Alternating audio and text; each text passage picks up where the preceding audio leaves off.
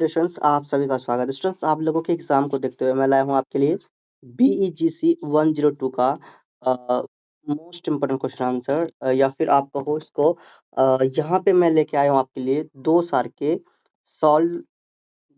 Solved PYQ। ठीक है, solved PYQ। तो देखिए स्टूडेंट्स, ये सॉल्व PYQ बहुत इंपॉर्टेंट होता है आपके लिए। इस टाइप के जितने भी कोड होते हैं ना BEGC वाले, यहाँ पे आपको कंप्लीट कम से कम 3 साल के PYQ को सॉल्व करना होता है। अगर आप एग्जाम में अच्छे नंबर लाना चाहते हैं तो आपको BEGC 102 का PYQ क्वेश्चंस को सॉल्व करना होगा, जिसमें से इस वीडियो में मैं आपको 2 साल के PYQ क्वेश्चंस को सॉल्व करवा दूंगा। अ, बाकी 1 साल आपको खुद से प्रैक्टिस कर लेना है, एक बार रिवीजन करना, देखना है। इसका टाइटल है आपका यूरोपियन क्लासिकल लिटरेचर। ठीक है, तो यहाँ पे आपने क्या देखा, इसका मतलब आपका हो जाता है यूरोपीय शास्त्रीय साहित्य। ठीक है, यूरोपीय शास्त्रीय साहित्य इसको हिंदी में बोला जाता है। सो स्टूडेंट्स, ये आपका सॉल्व्ड है 2 इयर्स PYQ। ठीक है, 2 इयर्स PYQ जो आपके जून एग्जाम 2026, दिसंबर एग्जाम 2026 के लिए बहुत इंपॉर्टेंट है। आप लोग न्यू हो, चैनल को सब्सक्राइब कर लीजिए, और कोई भी बात, कोई भी डाउट हो, आप इंस्टा में डायरेक्ट मैसेज करके पूछ सकते हैं। सो स्टूडेंट्स, यहाँ से आपका स्टार्ट है BEGC 102। तो यहाँ पे सबसे पहले आपको मैंने दिया है दिसंबर एग्जाम 2023 का क्वेश्चन पेपर सॉल्व करके, और भी 1 साल का है, बट ये आपको सबसे पहले ये देखना है। और देखिए, क्वेश्चन आंसर को देखने से पहले स्टूडेंट्स, मैं आपको दिसंबर एग्जाम 2025 का क्वेश्चन पेपर देखना चाहता हूँ, क्योंकि आपका जो इस बार पैटर्न होने वाला है वही पैटर्न रहेगा। तो सबसे पहले पैटर्न देखते हैं, किस प्रकार क्वेश्चंस पूछे जाते हैं, क्या क्वेश्चंस पूछते हैं। तो ये सब पहले हम समझते हैं, है ना। चलो देखते हैं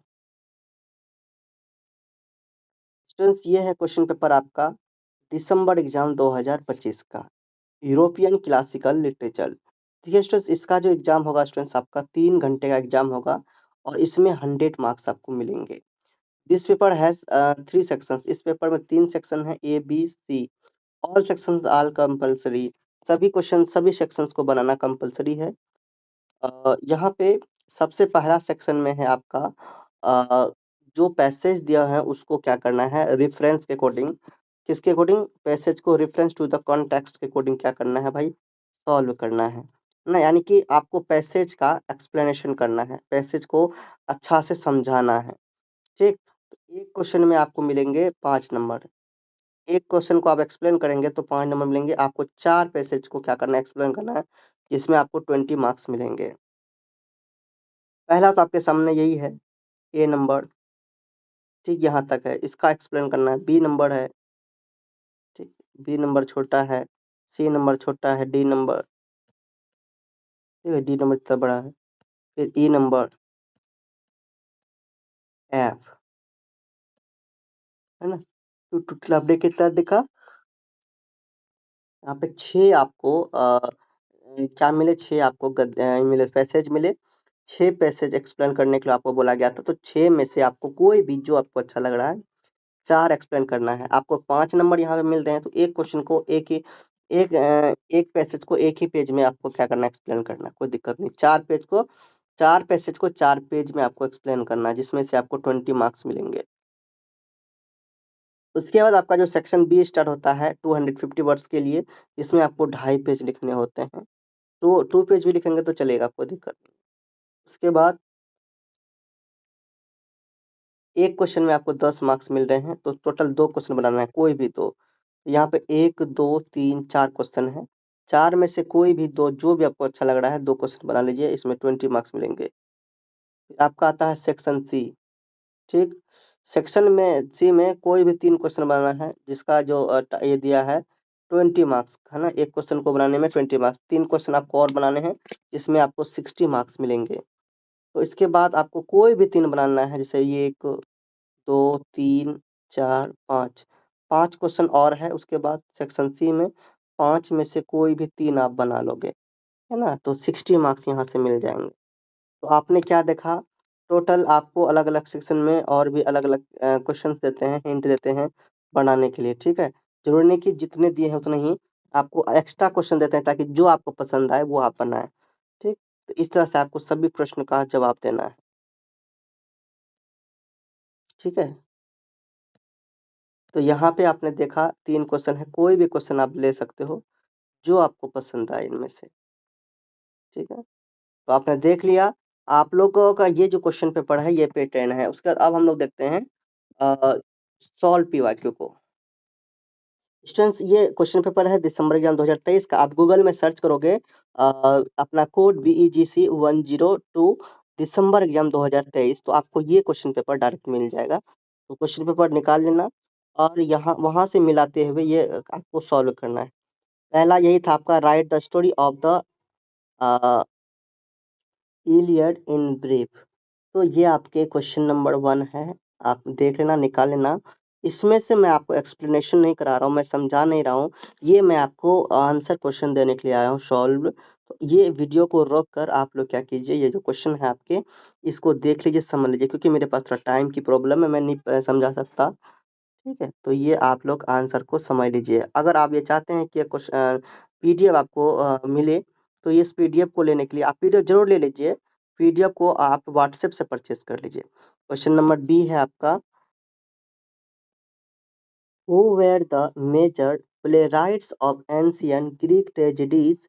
Name at least 2 works of each playwright। मतलब प्राचीन यूनानी शास्त्रीय नाटकों के प्रमुख नाटककार कौन थे, और प्रत्येक नाटककार की कम से कम 2 कृतियों के बारे में आपको बताना है, 2 वक़्त के बारे में। तो इस तरह से आपने ये देखा, ये क्वेश्चन्स है,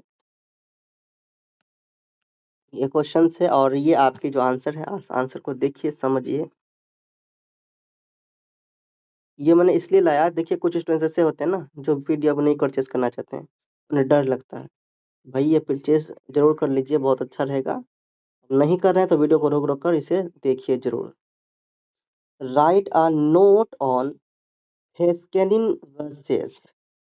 तो यानी कि जो फेस्केनिन के जो वर्सेस है, यानी छंद जो है हिंदी में उसको रहता है, इन पर आपको नोट लिखना है, टिप्पणी करना है। आंसर देख लीजिए आप लोग। क्वेश्चन नंबर आपका डी है यहाँ पर, do you find any influence of another country on the literature of ancient Rome discuss. कह रहे हैं कि क्या आपको प्राचीन रोम के साहित्य पर किसी अन्य देश का प्रभाव दिखाई देता है, उसके बारे में आपको चर्चा करना है, ठीक है? ये आंसर आप लोग देख लीजिए। वो तो आपने पैसेज देख लिया, 1 नंबर का पैसेज था, तो आपने देखा। अब यहाँ पर ये देखिए, ये क्वेश्चन नंबर 2 यहाँ से स्टार्ट होता है। Discuss the notion of honour in the Iliad Iliad, give examples for from the text। It means Iliad में सम्मान की, इलियड में सम्मान की अवधारणा पर क्या कीजिए, डिस्कस कीजिए। और ये करना है, ये जो आंसर देना है, ये उदाहरण जो दोगे आप, आपको टेक्स्ट से लेना है ना, अपने पाठ से लेना है, जो पाठ हमने पढ़ा है इस बुक में, बुक से लेना है, ठीक? ये आंसर आप लोग देखिए।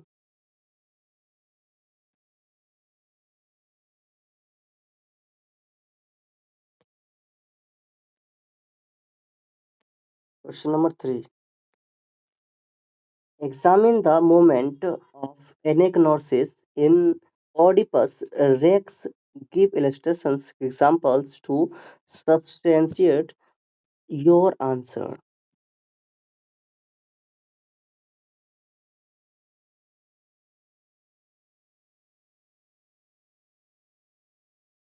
क्वेश्चन नंबर 4 देखिए, who reports the conditions of thieves?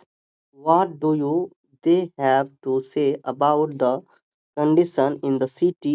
Illustrate your answer with examples from the text।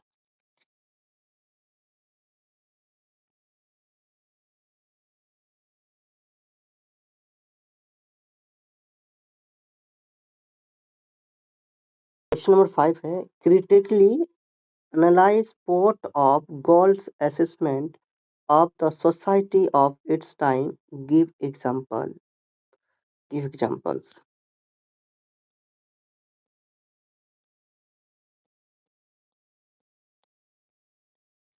Question number 6 है आपका, examine the significance of the slaves in pot of god, pot of gold.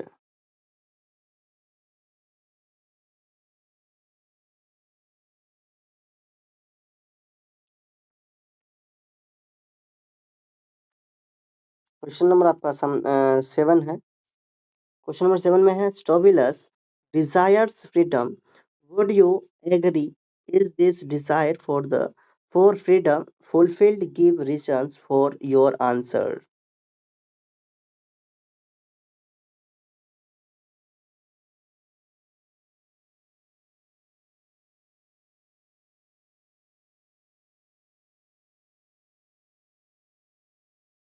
Question number 8 में है, did horses father contribute to this to his role as satirist।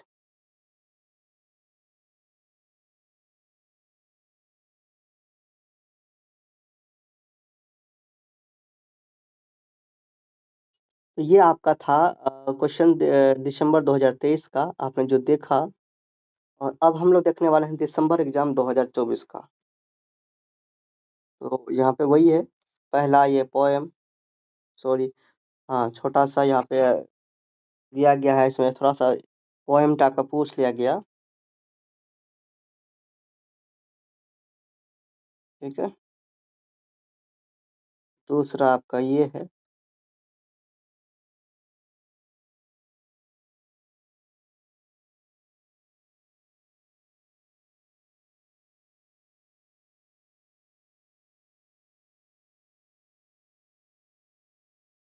Unity of time,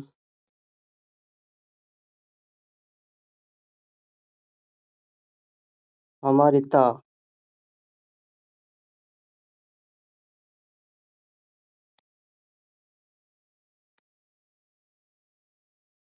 examine the role of, question 2, examine the role of fate and destiny in Oedipus Rex। ये question पिछले साल में भी आपने देखा, अभी अलग टाइप से दिखते हैं बट होते हैं। क्वेश्चन नंबर 3 है, right an essay on the heroic attributes of the Homeric world, explain with examples from the Iliad।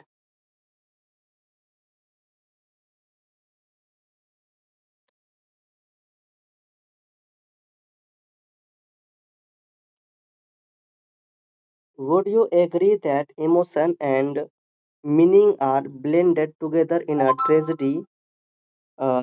Discuss with reference to Oedipus Rex।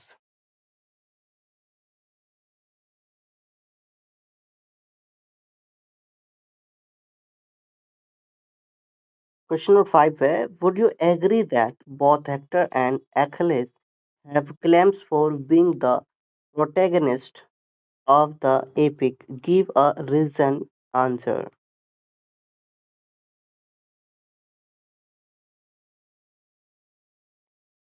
Next question है आपका क्वेश्चन नंबर 6। क्वेश्चन नंबर 6 है आपका, tragedy blends emotion and meaning, discuss the reference to the Iliad, to the Iliad। Question number next देखते हैं।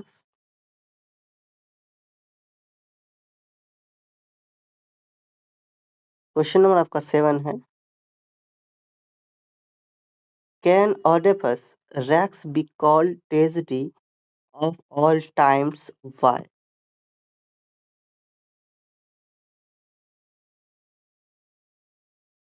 Okay, तो ये आपके most important questions भी हुए और सॉल्व पीवाईक्यू हुए 2 इयर्स के। तो इसमें से आपको 2 इयर्स पीवाईक्यू आपको मिल चुके हैं, 2 इयर्स के, है ना, पीवाईक्यू मिल चुके हैं। अब आपको 1 ईयर्स और चाहिए, मतलब आपको टोटल, मैं सजेस्टेड, आप ध्यान समझिए कि 3 साल के पीवाईक्यू आपको कंप्लीट देखने हैं, रिवाइज करने हैं, देन एग्जाम देने के लिए जाना है। देन आपको बहुत अच्छा लगेगा और एग्जाम बहुत सुपर जाएगा। सो स्टूडेंट्स, मिलते हैं नेक्स्ट वीडियो में। आप लोग अभी तक चैनल को सब्सक्राइब नहीं कर लीजिए और ये नोट्स आप व्हाट्सएप से परचेस कर लीजिए।